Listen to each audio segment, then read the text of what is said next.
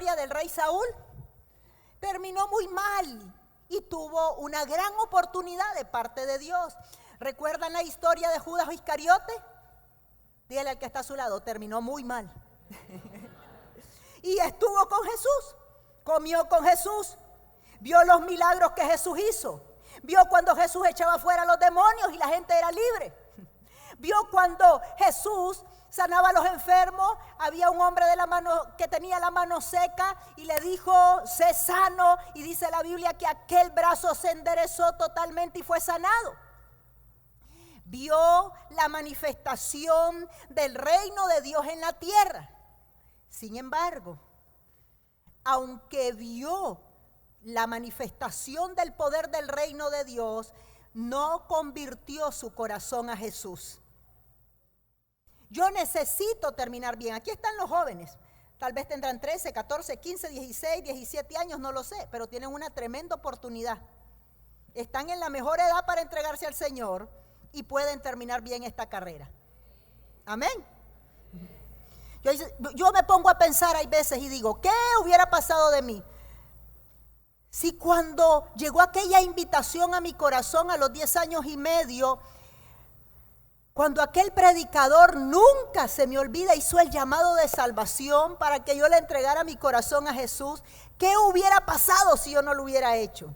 Créanme que mi vida hubiera sido desastrosa, pero gloria a Dios que el Señor me tocó ese día, que me limpió con su sangre, que me llenó de su Espíritu Santo y tenía un buen plan para mi vida. Dios tiene un buen plan para usted y necesitamos ser colaboradores con el Señor.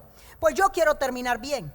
Ya les hablé de Saúl, ya les hablé de Judas y de mucha gente que uno ve en el trayecto de la vida, que Dios lo alcanza, Dios lo bendice, Dios le da unas oportunidades maravillosas, pero las echan a perder.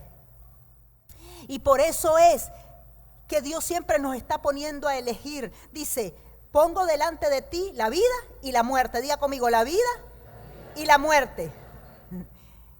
Y dice el Señor, elige la vida, te conviene. Ahora la pregunta es, ¿y cuál es la vida, pastora? Todos los consejos que Él nos da. Guardarlos en el corazón y practicarlos diariamente. Son simples. Pero vamos a la Biblia. En el libro de Génesis, del capítulo 37 en adelante, está la vida de un hombre llamado José. ¿Cómo se llamaba ese hombre? José. De hecho, él descendía de una familia poderosa espiritualmente. Era nieto de Abraham, hijo de Isaac. Y Jacob se había hecho muy rico. Dios lo había bendecido. Si usted quiere saber más de él, vaya y lee esos libros de Génesis. Usted se va a gozar con la narración de la vida de estos hombres y va a aprender muchísimo. Pero entonces, ¿qué ocurre?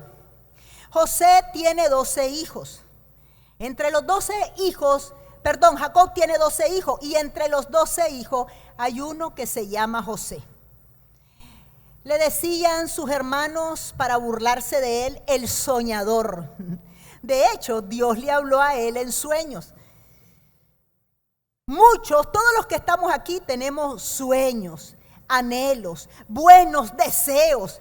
Esos anhelos, esos buenos deseos, esos planes bonitos que usted tiene, no se los ha puesto el enemigo, se los ha puesto el Señor, porque el plan de Dios con usted es grande. Dios tiene un plan para cada uno de nosotros. Así es que usted puede soñar. Pero no todos los anhelos, deseos, buenas intenciones y sueños que tenemos los podemos contar. Debemos de ser discretos. Dígale al que está a su lado, debemos de aprender discreción. Pero José creía que sus hermanos se iban a alegrar con su sueño. Y él tuvo 2 sueños. Fue a su padre y a sus hermanos. Y en sí, los sueños significaban que un día él iba a estar reinando debajo de ellos. Sus hermanos no querían a José. ¿Por qué no lo querían? Porque le tenían envidia, odio y celos. Porque Jacob tenía un trato preferencial con José. Así es que, padre, cuidado. No tenemos que tratar a nuestros hijos preferencialmente. Tenemos que amarlos por igual. Yo sé que algunos se ríen, otros respiran profundamente, otros se quedan viendo. Y dicen, pastora, pero es que este es mi favorito. No, no tienen que haber favoritos. Amén. Nuestros hijos no son iguales, pero todos tienen cualidades preciosas. Jacob había cometido ese error. Por lo tanto, trajo una gran brecha ese error entre sus hermanos y José. Y lo odiaban y lo envidiaban. Pero resulta que José, al cumplir casi los 17 años, no, a los 13 años, si no me equivoco, él tiene esos sueños, pero un día durante todo ese tiempo, antes de llegar a los 17, él le cuenta a sus hermanos los sueños. Sus hermanos se enojan y se llenan de odio. Y un día el papá de José, Jacob, lo manda a inspeccionar a sus hermanos, porque los hermanos eran bandiditos, solo vivían haciendo travesuras. Entonces, aparentemente, aunque José era el más pequeño, era el más responsable. Y lo manda a investigar a sus hermanos que cómo les ven el campo, que si están pastoreando bien las ovejas, que si están haciendo bien el trabajo. Y dice la Biblia que José se fue, los hermanos lo vieron llegar de lejos, de hecho recorrió casi 100 kilómetros en aquella época. Póngase a pensar un poquito, recorrer 100 kilómetros, pongamos en carreta de las que conocemos aquí en Managua. 100 kilómetros hasta León, casi 100 kilómetros para poder ir a inspeccionar a sus hermanos. Entonces dice que se fue y los hermanos lo vieron llegar de lejos. Y dijeron los hermanos en son de burla, allá viene el soñador, riéndose de él. Y uno de ellos dice, matémosle. Pero sale a la defensa uno que se llama Rubén, su hermano mayor, y le dice, no, no lo matemos. ¿Cómo vamos a matar a nuestro hermano? No hagamos eso. Y otro por allí da otra idea, Judá, y dice Judá, no matemos a nuestro hermano, mejor vendámosle a una caravana de ismaelitas que compraban esclavos, matamos un cabrito, sacamos la sangre del cabrito, llenamos la túnica de José de sangre, vamos a nuestro padre y le decimos a nuestro padre que lo devoró una bestia. Y así lo hicieron. El sufrimiento de Jacob fue terrible porque él creía que su hijo había sido despedazado por una bestia. Pero la pregunta aquí es, tengo un sueño. Sé que la voluntad de Dios es buena para mi vida. Tengo anhelos que Dios me los ha dado.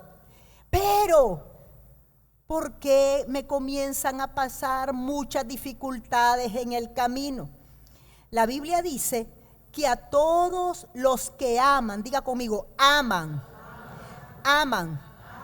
a Dios, sirve para bien. Aunque nosotros no entendamos la circunstancia.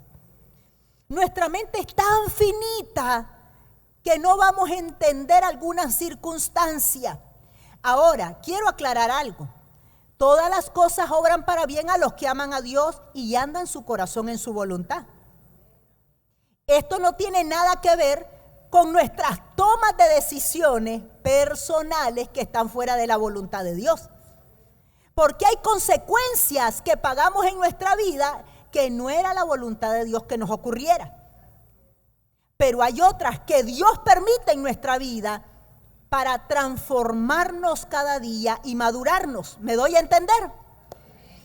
Entonces, Dios tenía un plan con este hombre, pero dice el Señor, José, tengo una bendición tan grande, pero tengo que transformar tu carácter. Ahora la pregunta que yo le hago a usted esta tarde es la siguiente. ¿Se dejará transformar su carácter usted por el Espíritu Santo? Amén. Ese amén fue tan suave. Amén. Dice, ¿por qué el carácter, pastora? Porque el carácter lo va a sostener a usted siempre. Bendición económica o éxito en cualquier área de la vida sin carácter es igual a destrucción, a corto, mediano o largo plazo. Riqueza externa sin riqueza interna es igual a destrucción, porque la riqueza interna te sostendrá con los valores correctos en toda temporada de tu vida. Entonces, Dios quiere que colaboremos con Él. Así es que lo primero que vemos, y debemos de estar claros, es que Él tiene un buen plan. Lo segundo es que antes de finalizar todo ese hermoso plan, Él va a construir carácter diariamente a través de todas las circunstancias de nuestra vida, mientras nuestro corazón lo mantengamos en su voluntad. Y eso es una decisión personal, a diario. Amén. Podemos tener muchos escenarios en la vida. Los jóvenes cuando están en la universidad o en el colegio y vienen y te ofrecen droga. O cuando estás en el colegio y en la universidad y te están ofreciendo que mires y mires pornografía. O usted está en su trabajo y tiene la oportunidad de hacer cosas que no son lícitas. Pero usted renuncia a eso porque tiene valores. Todos en la vida a través de la circunstancia, Dios va a ocupar cualquier circunstancia para nuestro provecho. Amén. Ahora, ¿cómo termina este hombre? Miren todo lo que le pasa y solo voy a hacer un recorrido rápidamente porque me interesa. Si yo digo, oh, José terminó bien, me interesa saber qué hizo José para terminar bien. Porque ese hombre terminó requete bien. Significa que lo que a él le funcionó hace miles o siglos de años, me puede funcionar a mí. Un día escuché una expresión de mi esposo que me caló muy profundamente y dijo lo siguiente. Dijo, las verdades de fe que le funcionaron a todos los hombres que la Biblia registra son las mismas verdades que nos funcionarán a usted y a mí. Vamos y nos emocionamos cuando leemos el libro de los Hebreos y decimos, wow, qué poderoso. Moisés abrió el mar, este caminó sobre la agua, aquella resucitó a sus muertos por medio de la fe. Pero esa misma fe sencilla la podemos aplicar, esa misma verdad, a las circunstancias diarias de nuestra vida. Entonces lo que le funcionó a este hombre me puede funcionar a mí. Escuchen todo lo que pasó a este hombre.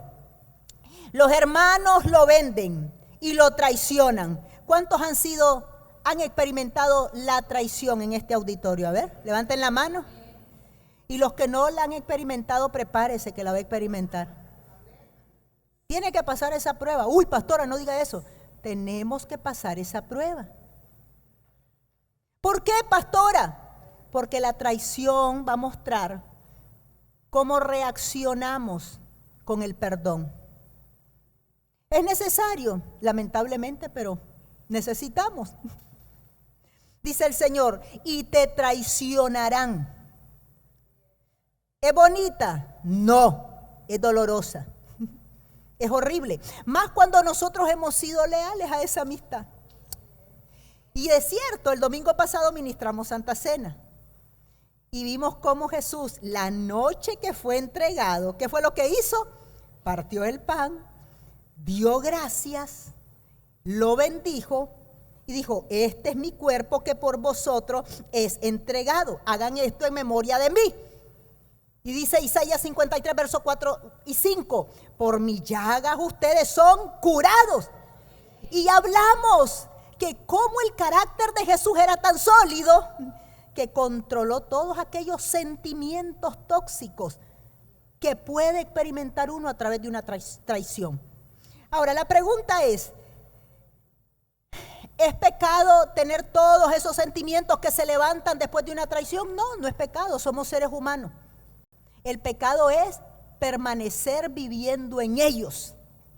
Porque esos sentimientos tóxicos tenemos que llevarlos al Señor para entregárselos a Él, para poder perdonar y para poder ser sanados y restaurados. El pecado es quedarse allí.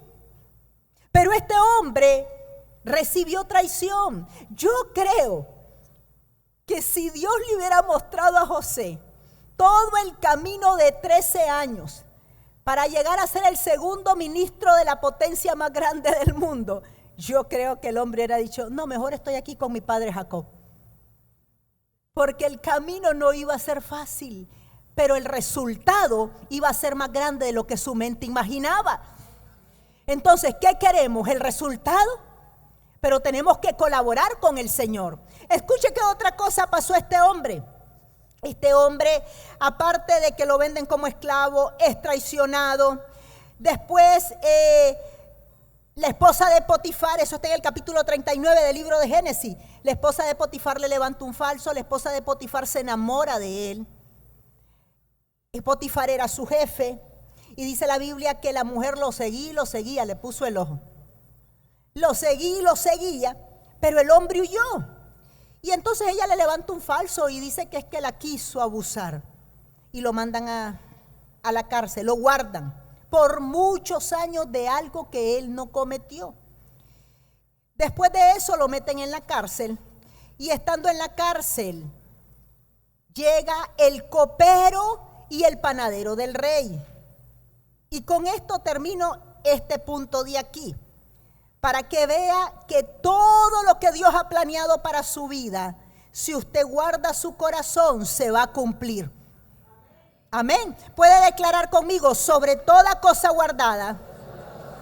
Hágalo fuerte como cuando usted no conocía a Cristo y gritaba en su casa. Amén. Sobre toda cosa guardada, voy a guardar mi corazón, porque de él emana la vida. Si guardamos nuestro corazón, vamos a ver el cumplimiento. Lo último es que el copero y el panadero del rey los echan preso. Entonces llegan, como José estaba en la cárcel, y hasta la cárcel prosperó cuando el hombre la administró. Todo lo que hacía prosperaba, porque Dios estaba con él. ¿Cuántos quieren que Dios esté con ellos? Hoy yo quiero saber qué hizo José, para que la misericordia, para que la gracia, para que el respaldo divino y para que Dios estuviera con él. Necesito saber lo que ese hombre hizo. Pero lo último es que el panadero y el copero los meten a la cárcel. José los atiende, como era gente de alto mando, se los delegan a él. Pero un día él ve al copero y al panadero triste y le dice, ¿por qué se despertaron tristes? ¿Qué les ocurre? Entonces viene el copero, le dice, es que hemos tenido 2 sueños y no sabemos qué significan. Entonces le dice José, no te preocupes, yo te lo voy a interpretar. La interpretación le pertenece al Dios soberano, al Dios de los cielos. Entonces viene y se lo interpreta al copero. Cuando el copero termina de contar su sueño, le dice José, tu sueño significa lo siguiente, que en 3 días vas a ser restituido en tu puesto delante del rey. Y todos tus cargos te van a ser restituidos. El panadero estaba escuchando la interpretación que José le dio al copero y se animó. Lo que no sabía es que el pobre iba a la horca. Y le dice, interprétamelo a mí también, le dice. Y ya le cuenta su sueño al panadero. Y le dice, en 3 días te van a sacar de aquí, pero para ahorcarte. Y la cuestión es que a los 3 días exactos se cumple todo lo que José había interpretado por un don de sabiduría que Dios da para interpretar los tiempos, lo que había interpretado al copero y al panadero. Pero cuando el copero va saliendo, le dice José al copero, por favor, acordate de mí cuando estés delante de Faraón. Decile que yo estoy aquí, que me saque, que no he hecho nada. Pero dice la Biblia que se olvidó 2 años de José. Cuánta cosa, ¿verdad? Dice uno, Dios mío, todo le pasó a ese hombre. Pero todo tenía un plan maravilloso de Dios cuando permanecemos en su voluntad. Yo me imagino que a José se le pasaron muchos pensamientos en la cabeza, como a usted y a mí se nos han pasado. ¿Será que Dios está conmigo? ¿Será que no está? ¿Será que he hecho las cosas bien? ¿Será que no las he hecho bien? Señor, ¿qué está pasando en su humanidad? Si el mismo Cristo fue tentado en todo, ¿cuánto más José? Pero lo maravilloso de esto es que este hombre no rindió sus acciones ni su voluntad o las decisiones que tenía que tomar a diario por las circunstancias que le estaban ocurriendo. Eso es un gran peligro. Por eso nosotros debemos de saber tomar decisiones a través de lo que Dios nos aconseja diariamente. Esto es práctico. Esto es muy práctico. Y les voy a poner un ejemplo de esto. Si hay un matrimonio que vive discutiendo y peleando, uno de los dos tiene que rendirse primero ante el Señor. Y decir: Señor, yo perdono a mi esposo o a mi esposa. Vamos a hacerlo a tu manera. Porque hay veces lo hacemos a nuestra manera. Y la manera de Dios hay veces va a ser guardar silencio mientras el otro está encendido en llamas. Pero es que quiero hablar. Y el Señor dice: silencio. Ahorita. No es ahora. Pero yo tengo la razón. Sí, pero yo soy tu defensor. Y es que no estás viendo, Señor, no estás viendo. Claro que Él está viendo. Él está en su trono sentado, es juez de toda la tierra. Pero Él, a través de esas circunstancias negativas, está formando a la mujer sabia que Él quiere desarrollar para construir un hogar sólido y firme para sus generaciones. Yo no entiendo esto, pastora. La mente natural jamás lo va a entender. Nunca lo va a entender. Pero un corazón que se rinde a Dios lo va a entender. Y no estoy hablando de que la mujer tiene que dejarse hacer todo lo que el hombre quiera. No. Eso ya se llama abuso. Estoy hablando de los problemas cotidianos que se lidian en el hogar. Uno de los dos tiene que rendirse para dejar que el Espíritu Santo trabaje en esa familia. Y de hecho, usted verá la gloria de Dios. Amén. Entonces, el copero se olvida de José. Y él tiene la esperanza: ay, que José le diga al faraón, que José me ayude. Pero se olvidó. Hay veces el Señor va a permitir que en un tiempo de gran necesidad todo el mundo se olvide y usted quede a solas con Él, para que su fe se haga fuerte, sólida y estable.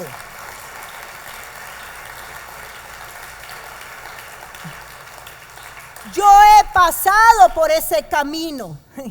¿Es bonito? No, pero han sido los momentos más especiales con el Espíritu Santo. Yo digo: wow, cómo me amás, Señor. Yo no entendí ese caminito 10 kilómetros antes, pero ahora lo entiendo, Señor. Gracias, Señor. Porque mi fe ha ido más profunda a Él. Porque mis oídos le han escuchado más firmemente.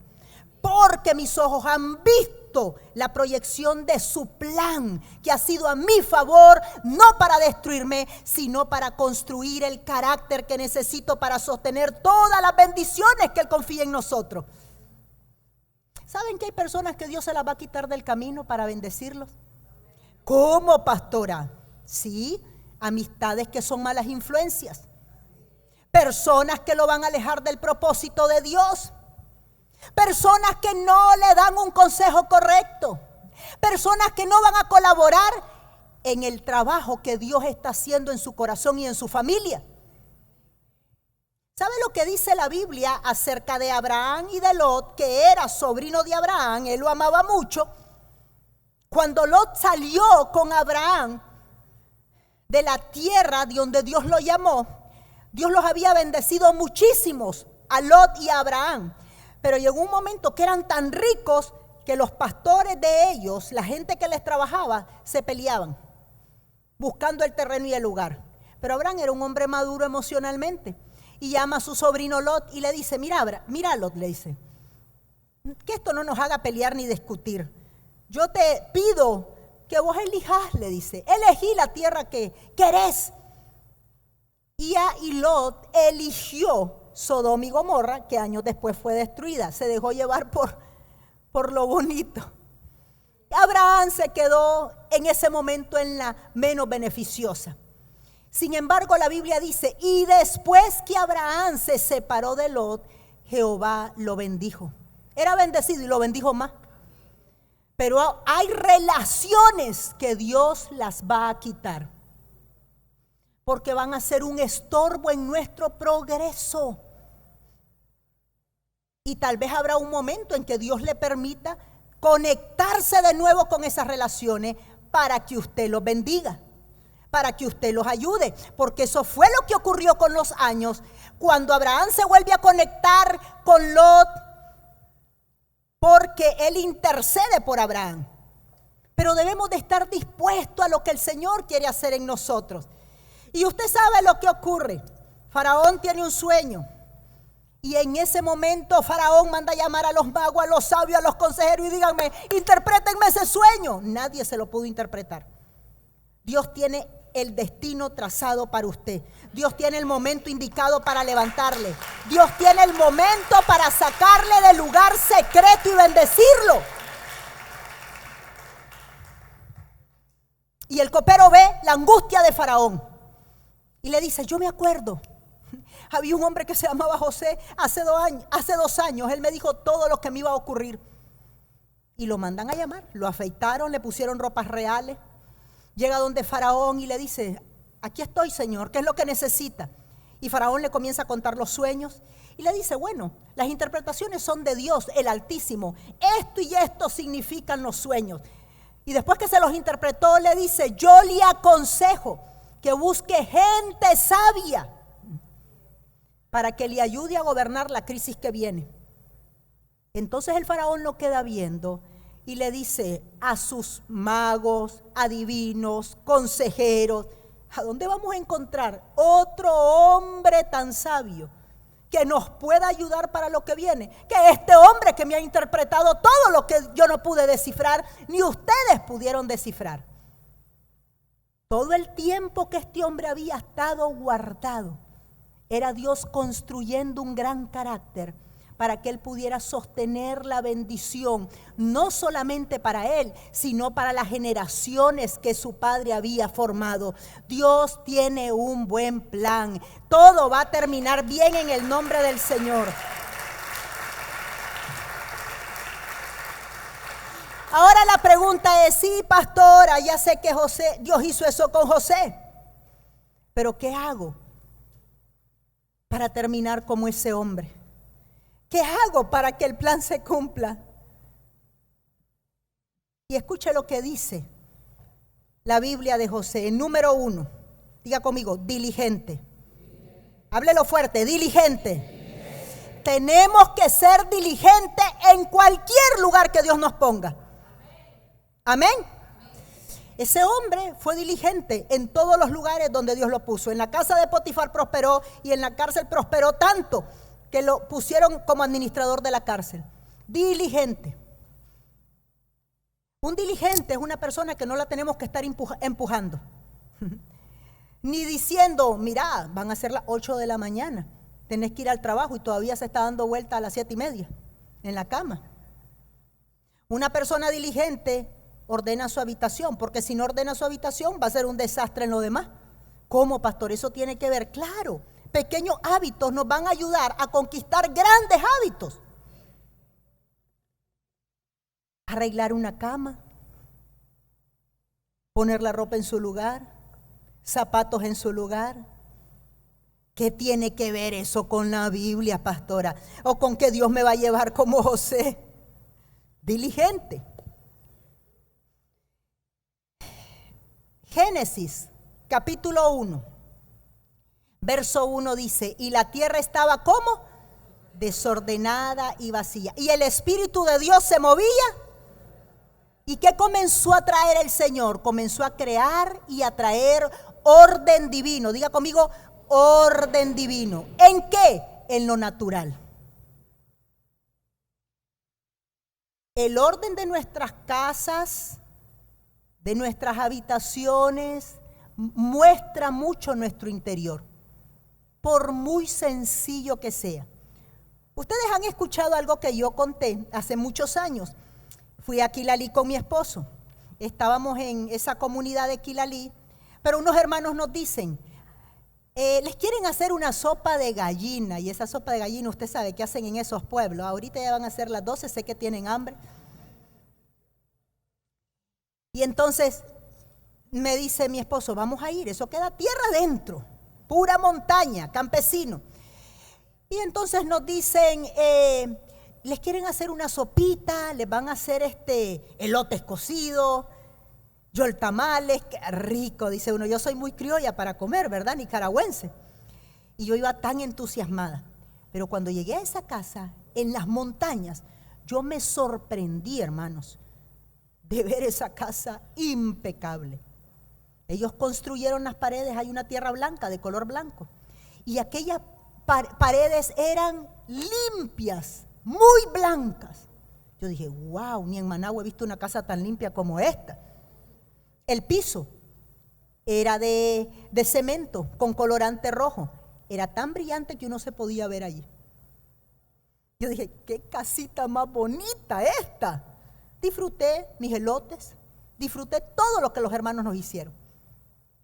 Pero nuestra vida física que podemos ver refleja mucho nuestro interior. Si no somos diligentes en las pequeñas cosas, mucho menos en aquellas cosas grandes que Dios nos quiere dar. Por eso dice el Señor, si sos fiel en lo poquito, yo te voy a poner sobre mucho, pero primero nuestra fidelidad será probada en lo poquito. Así es que este hombre fue diligente. Lo segundo que fue este hombre, aprovechó las oportunidades. Dígale al que tiene a su lado, aprovecha cada oportunidad. No seamos quejosos ni murmuradores. Ay, que este jefe es muy malo. Ay, que aquí.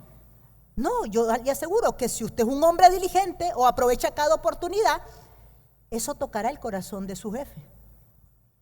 Así es Dios. Dios dice, haz esto. Dios nos está observando. Miren lo que me ocurrió. Yo hace 4 años atrás iba a un supermercado que queda cerca de mi casa, pero había dejado de ir por algunas razones. Cuando yo iba a ese supermercado hace 4 años atrás, había un hombre que me ayudaba, como se hace aquí en Nicaragua, ayudarme a echar las compras en la bolsa, me ayudaba a llevarlas a la camioneta. Todo eso lo hacemos las amas de casa y todo aquel padre de familia. Entonces, muy amable el hombre, muy amable. Normalmente las personas que ayudan de esa manera no tienen salario, sino que se ayudan de lo que el cliente les da. Mi esposo y yo siempre hemos cultivado dar generosamente. Y el hombre siempre muy amable me ayudaba.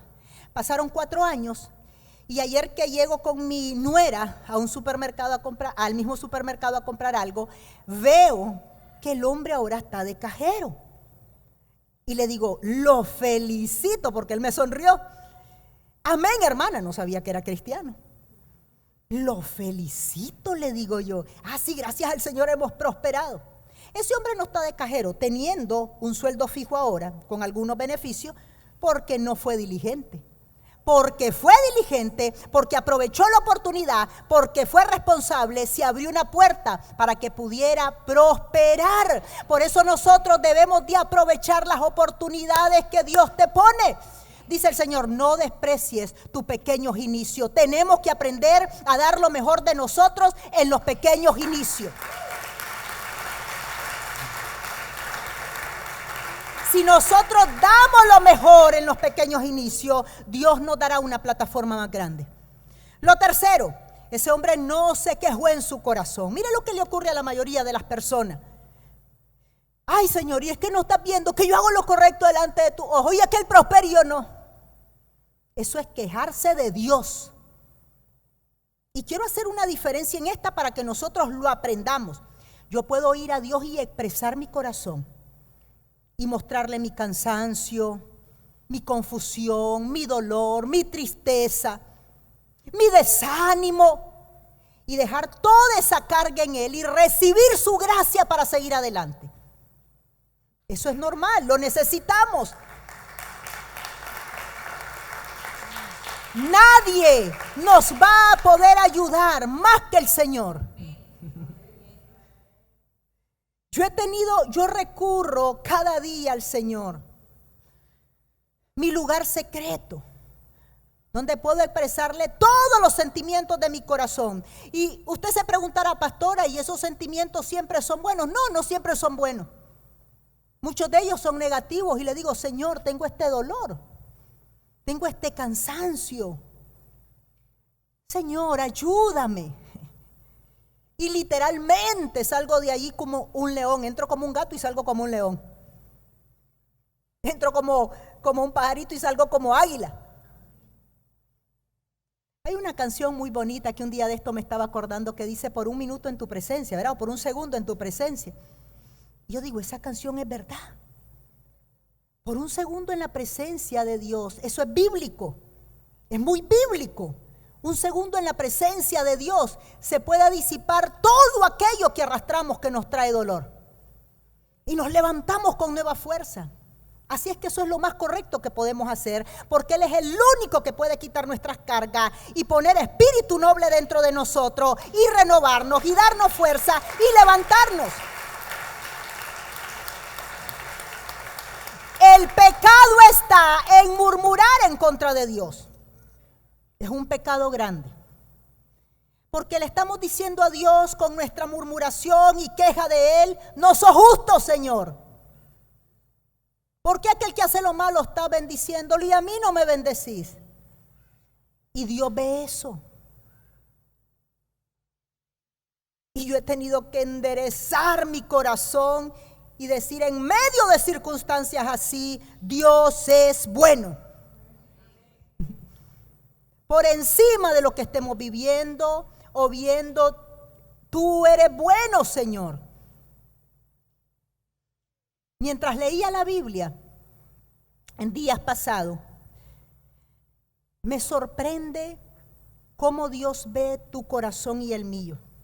¿Saben ustedes que la voz de nuestro corazón delante de Dios suena más fuerte que nuestra voz audible? ¿Cómo es eso, pastora? Dice Dios lo siguiente: y escuchó Dios lo que hablaba el corazón de Abraham.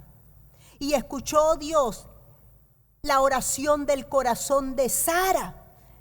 Mira que tiene a su lado, dígale: Dios oye lo que tu corazón habla. Dígalo: Dios oye lo que tu corazón habla. Y si tu Padre que te ve en secreto, te recompensará en público. Así es que hay veces tal vez usted no va a abrir su corazón para darle una alabanza a Dios en medio de la gente, pero en una circunstancia difícil su corazón va a decir: Padre, no entiendo, pero confío. Padre, gracias porque tú eres mi proveedor. Padre, gracias porque me proteges. Y esa voz de su corazón va a cautivar la presencia de Dios. Y tu Padre que ve tu corazón, el lugar secreto donde nadie te ve, y tu Padre que ve tu mente, el lugar secreto que nadie te ve, te va a recompensar en público. Mire al que tiene a su lado y dígale: vale la pena honrar al Señor. Y ya para ir concluyendo, lo cuarto es que José tuvo temor a Dios. Quiero decirle que el temor a Dios es uno de los tesoros más grandes que podemos adquirir, porque el temor a Dios nos libra del mal y el temor a Dios es un tesoro para nosotros. Cuando la esposa de Potifar seduce a José, la expresión del corazón de José fue la siguiente: ¿pecaré yo contra Dios? Tuvo temor de hacer lo malo. ¿Tenía oportunidad de pecar? Sí. Todos podemos caer en una trampa maligna. ¿Quién nos libra del mal? El Señor. ¿Quién nos guarda? El Señor. ¿Quién nos protege? El Señor. Tuvo temor. Lo siguiente fue que se preservó moralmente. Es necesario pedirle al Señor pureza moral. Es necesario, porque todo lo que nosotros sembramos vamos a cosecharlo. Lo otro es que fue entendido en los tiempos. Es clave que usted pueda entender qué tiempo está viviendo personalmente o como familia, porque entonces va a saber cómo responder en esta temporada. Si José no hubiera interpretado los sueños de Faraón, los egipcios y las naciones alrededor hubieran muerto de hambre. Pero él entendió que venía una crisis y que para esa crisis se debía de preparar. Necesitamos entender los tiempos de Dios. También perdonó a sus hermanos. Todo eso hizo este hombre en medio de circunstancias muy difíciles. ¿Estamos dispuestos a perdonar? ¿Cuántos están dispuestos a perdonar? Declare conmigo: yo perdono a todos aquellos que me han hecho mal. Vuélvalo a declarar: yo perdono a todos aquellos que me han hecho mal. Yo espero que usted lo haya hecho de corazón, porque eso es clave para ser prosperado. La falta de perdón es como un cáncer que nos come por dentro. Y además de traer sequedad espiritual, emociones tóxicas que se vuelven químicos negativos en nuestro cuerpo y causan enfermedades físicas, nos trae muerte si no perdonamos. Lo siguiente es que José no se enfocó en su dolor ni en su pasado. Hoy es un nuevo día, tenemos una nueva semana. El pasado quedó atrás, no deje que su pasado lo atrape. Ya quedó atrás, ya no lo va a recuperar. Tenemos un futuro por delante y vamos a avanzar en el nombre de Jesús. Y este hombre fue humilde, diga conmigo, humilde. Cuando no somos humildes, somos orgullosos. Y el orgullo viene antes de la caída. Y escucha en medio de todo esto cómo termina José. Dice que tuvo 2 hijos. Uno se llama Manasés, otro se llamó Manasés y uno se llamó Efraín. Y Manasés significa el Dios que te hizo olvidar todas tus tristezas, todas tus necesidades y todas tus aflicciones. Usted desea que el Señor haga una sanidad sobrenatural en su vida y en su familia, haciéndole olvidar toda aflicción, toda tristeza, toda dificultad. Jesús puede hacerlo. Jesús puede hacerlo, si nosotros dejamos que trabaje en Él. El libro de Job capítulo 11, yo le sugiero que se aprenda de memoria esa parte. 11 verso 17. Dice, y no tendrás memoria del dolor de tu pasado. Y si acaso lo recordás, es sin ninguna importancia. Porque usted dejó que el Espíritu Santo lo sanara. Tenía una sanidad completa ese hombre. No hay excusa para no avanzar. No hay excusa para no ser sanado. Tenemos al sanador dentro de nosotros y Él es poderoso para hacernos criaturas nuevas en todas las áreas de nuestra vida. En todas las áreas de nuestra vida. Yo como pastor he hablado con personas que han vivido traumas terribles. Y me dicen, no me acuerdo, pastora, tengo que esforzarme para recordarlo. Cuando les voy a entrevistar como testimonio. Así es que Dios nos hará olvidar toda dificultad, toda tristeza. Su segundo hijo era Efraín y su significado es Dios te va a fructificar. Significa Dios te va a bendecir aquí en Nicaragua. Dios va a bendecir tu hogar, Dios va a bendecir tu matrimonio, Dios va a bendecir tu casa.